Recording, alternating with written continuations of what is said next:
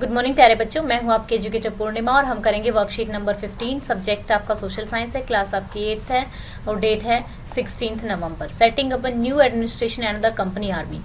तो अभी लोगों ने बक्सर प्लासी के युद्ध के बाद मराठाओं को भी जो इनके क्लैशेस चल रहे थे उसके बाद इन्होंने अपना ऑलमोस्ट आधिपत्य जमा लिया था। अब इन्होंने जो नया एडमिनिस्ट्रेशन जमाया था, वार्न हेस्टिंग जो थे गवर्नर जनरल बने थे 1773 से 1785 में, और बहुत ही इंपॉर्टेंट फिगर थे जिन्होंने बहुत कंपनी की पावरफुल एक्सपेंशन में बहुत हेल्प की थी। ठीक है, full stop. By his time the company has acquired power not only in Bengal but also in Bombay Madras. ठीक है, उन्होंने केवल बंगाल में ही नहीं बल्कि बॉम्बे और मद्रास में भी पावर को एक्वायर कर लिया था। ब्रिटिश टेरिटरी जो थी वो छोटी छोटी यूनिट्स में डिवाइडेड होती थी, जो जिनको प्रेसिडेंसी बोला जाता था। 3 मेन प्रेसिडेंसी थी, बंगाल, मद्रास, बॉम्बे। ठीक है, each was ruled by governor. ठीक है, यानी कि ये तीनों बॉम्बे, मद्रास एंड बंगाल तीनों का अलग अलग गवर्नर होगा और इनके ऊपर होंगे जो हैं गवर्नर जनरल, जो कि फर्स्ट गवर्नर जनरल थे वार्न हेस्टिंग। इन्होंने जो सिस्टम था, जस्टिस का सिस्टम था, न्याय का सिस्टम था, उसमें काफ़ी सुधार की थी। Each district have two courts, एक क्रिमिनल कोर्ट होगा जिसको फौजदारी अदालत बोलते थे, एक सिविल कोर्ट होगा जिसको दीवानी अदालत बोलते थे। जो मौलवी और हिंदू पंडित थे वो इंटरप्रेट करते थे इंडियन लॉ को और फिर वो यूरोपियन डिस्ट्रिक्ट कलेक्टर्स को बताते थे। ठीक है, same the criminal courts were still under the काजी एंड मुफ्ती। जो क्रिमिनल केट रहते थे, जो केस रहते थे वो काजी और मुफ्ती के अंडर ही रहते थे। टू ब्रिंग यूनिफॉर्मिटी लेके आने के लिए 1775 में 11 पंडित वरास टू 11 पंडितों से पूछा गया था हिंदू लॉ को क्या करने के लिए, कंपाइल करने के। N B Halhed translated this digested to English. और जो ये एन बी हालहेड हैं, इन्होंने क्या किया था, इन्होंने इंग्लिश में ट्रांसलेट किया था इसको। By 1778 code Muslim was also compiled for the benefit of European. Muslim law भी कंपाइल कर दिया गया। अब रेगुलेटिंग एक्ट 1773 में एक नया सुप्रीम कोर्ट एस्टेब्लिश किया गया, while court of appeal Nizamat Adalat were also set up at Calcutta. तो कोर्ट ऑफ अपील जो सरदार निजामती अदालत थी वो भी कलकत्ता में सेटअप की गई।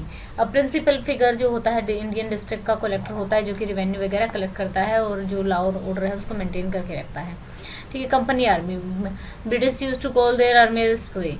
ब्रिटिश उनकी आर्मी को एज ए सिपाही मानते थे। Where is the Mughal army was mainly composed as a cavalry and infantry soldiers who were given training in archery and use of swords, while in British army soldiers were armed with muskets and matchlocks. ठीक है, मतलब उनकी जो army थी ना, जो ये Britishers थे, इनकी बहुत एडवांस आर्मी थी। इनके पास गन पाउडर था, हैवी गन्स थी और मतलब इंडियन आर्मी इतनी ज़्यादा टेक्नोलॉजी वाइज इतनी ज़्यादा नहीं थी। यहाँ पे इनके पास कैवलरी और इन्फेंट्री थी। इनके पास मोस्टली इन्फेंट्री थी, घुड़सवार नहीं थी इनके पास।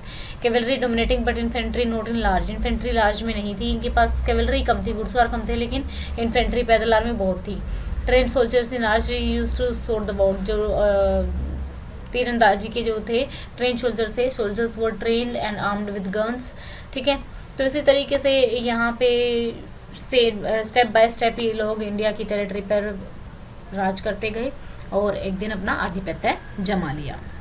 तो चलिए अब क्वेश्चन आंसर्स कर लेते हैं। What was the meaning of presidency, which were the 3 presidency. The British territory were broadly divided into administrative units called presidency. जो एडमिनिस्ट्रेटिव यूनिट्स थी उनको प्रेसिडेंसी बोला जाता था। देयर वर 3 प्रेसिडेंसी, 3 प्रेसिडेंसी थी, बंगाल, मद्रास और बॉम्बे। ठीक है, नेक्स्ट क्वेश्चन है Who was the Warren Hastings? What was his role in expansion of company power? Warren Hastings was the first Governor General of India भी कह सकते हैं आप। ठीक है, he had acquired power not only in Bengal but also in Bombay and Madras. Next question है which major reforms were introduced by Warren Hastings in the sphere of justice? In a new introduced system, each district was to have a court, criminal court, फौजदारी अदालत और a civil court, दीवानी अदालत। ठीक है, next question है, इसको आप further भी लिख सकते हो इन दोनों के बारे में अगर बड़ा करना चाहो तो। What was the job of collector. Job की क्या कलेक्टर है, क्या काम है। His main job was to collect revenue, taxes and maintain law and order in his district with the help of जजेस, पुलिस ऑफिसर्स एंड दरोगास। ठीक है, तो अब हमें जो मुगल आर्मी है और जो ब्रिटिशर्स की आर्मी थी उसमें डिफरेंस बताना है। मेनली कैवलरी थी इनके पास और इन्फेंट्री थी। कैवलरी डोमिनेट करती थी बट इन्फेंट्री बहुत ज़्यादा लार्ज नहीं थी। इनके पास जो कंपनी की आर्मी थी मोस्टली इन्फेंट्री थी और कम थी, जो कैवलरी जो थी वो बहुत कम थी। देखते हैं अभी, think and write why the Indian people were working as a support boy for the East India Company. Indian people were working आएगा यहाँ पे, वर working as a sport boy because actual power was controlled by Britishers. They used Indian people to support their trade. The workforce of India was used for the company. That's why they are called support boy for this. तो बच्चों ये थी हमारी आज की worksheet. I hope आपको अच्छे से समझ में आ गई होगी। ये वाला चैप्टर जो है आज आपका पूरा हो गया है, जो हम पढ़ रहे थे ट्रेड टू जो इनका एम्पायर एस्टेब्लिशमेंट था। इस वीडियो को लाइक करना, सब्सक्राइब करना चैनल को। Thank you, have a nice day, may God bless.